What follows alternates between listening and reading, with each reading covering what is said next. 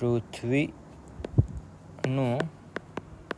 ગુરુત્વ પ્રવેગ સ્મોલ જી નું સૂત્ર મેળવવાનું છે.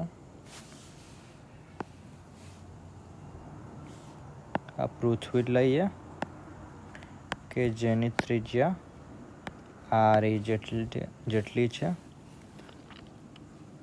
એની અંદર બીજો એક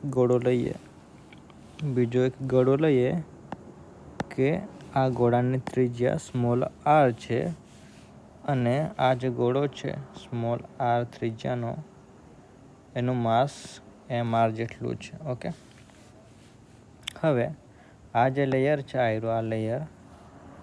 લેયર છે એની સપાટી પર અહીંયા સપાટી પર કોઈ સ્મોલ m માસનો કોઈ પદાર્થ ધારીએ. ઓકે, સ્મોલ m માસનો કોઈ આપણે પદાર્થ ધારીએ તો ગુરુત્વાકર્ષણ બળ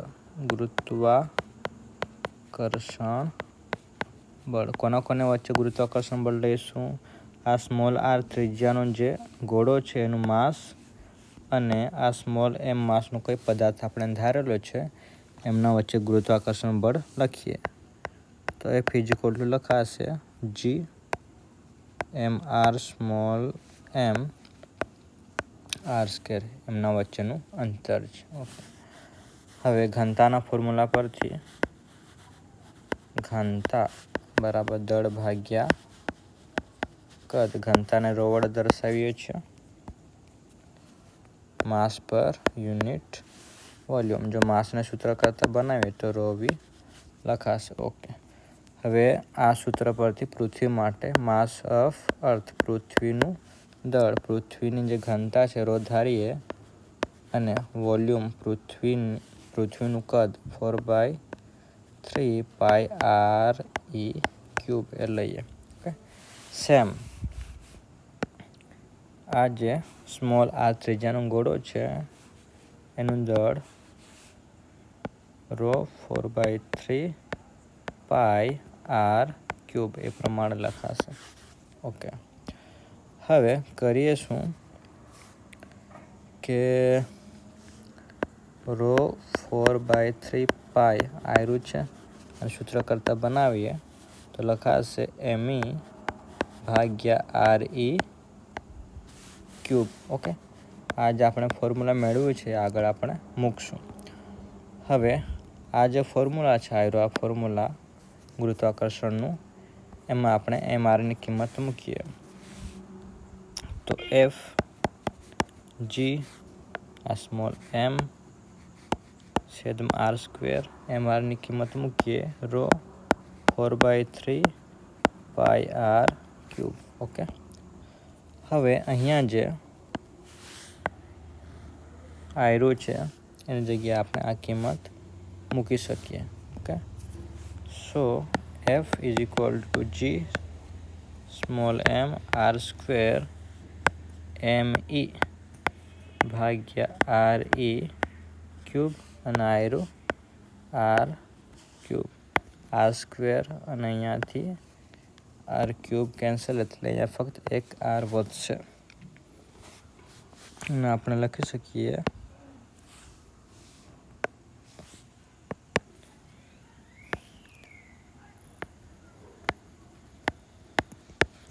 re³ અને r.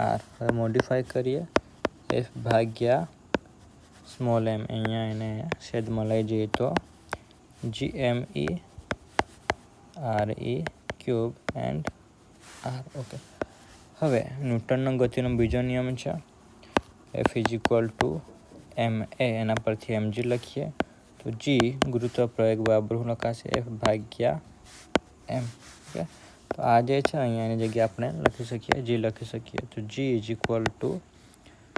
Capital G me/re³ and r. હવે એક કન્ડિશન લઈએ. આ જે દળ લીધું છે આપણે સ્મોલ m દળ, જો આ પૃથ્વીની સપાટી પર હોય તો અહીંયા જો હોય તો આરની જગ્યાએ આપણે લખી શકીએ re લખી શકીએ. ઓકે, સો કન્ડિશન યુઝ કરીએ કે સ્મોલ એમ દળનો પદાર્થ છે એ પૃથ્વીની સપાટી પર હોય તો સ્મોલ આરની જગ્યાએ આપણે આરઈ લખી શકીએ. સો જી એમ ઈ આરઈ ક્યુબ એન્ડ આની જગ્યાએ આરઈ. તો ફોર્મ્યુલા થશે જી એમ ઈ આરઈ સ્ક્વેર. ઓકે, જે ગુરુત્વ પ્રવેગનું ફોર્મ્યુલા છે. ગુરુત્વ પ્રવેગનું સૂત્ર છે. ઓકે, હવે એમાં કિંમત મૂકો તો એપ્રોક્સ આપણને જવાબ મળશે 9.8 મીટર પર સેકન્ડ સ્ક્વેર. જે બરાબર અહીંયા આની જગ્યાએ 6.67 10⁻11 માસ ઓફ અર્થ એપ્રોક્સ આટલું લેવાય છે and radius of earth 6400 kilometre. કિલોમીટરને ડાયરેક્ટ આપણે મીટરમાં કન્વર્ટ કરીએ તો આ પ્રમાણે થશે. આ કેલ્ક્યુલેશન કરશો તો એપ્રોક્સ આપણને આન્સર મળશે 9.8 મીટર પર સેકન્ડ સ્ક્વેર. આ એપ્રોક્સ આન્સર મળશે જીનો. બરાબર, આ છે ગુરુત્વ પ્રવેગ. આ પ્રમાણે એનું ડેરિવેશન કરી શકાય. કઈ કઈ વસ્તુ આપણે યુઝ કરી છે તો ગુરુત્વાકર્ષણ છે, ગુરુત્વાકર્ષણ બળ એનું સૂત્ર, પછી ઘનતાનું સૂત્ર યુઝ કર્યું છે, પછી અહીંયા ન્યૂટનનો ગતિનો બીજો નિયમ યુઝ કર્યો છે. બાકીનું મેથેમેટિક્સ છે અને કન્ડિશન યુઝ કરવાની છે. ઓકે, અને આ આપણે શું ધારેલું છે કે પૃથ્વીની અંદર આપણે એક બીજું લેયર લીધું છે. આ એક વસ્તુ છે કે પૃથ્વીની અંદર બીજું આપણે લેયર લીધું છે. આ આખી કન્ડિશન આપણે યુઝ કરી છે. એ પ્રમાણે ડેરિવેશન કરી શકાય. ઓકે.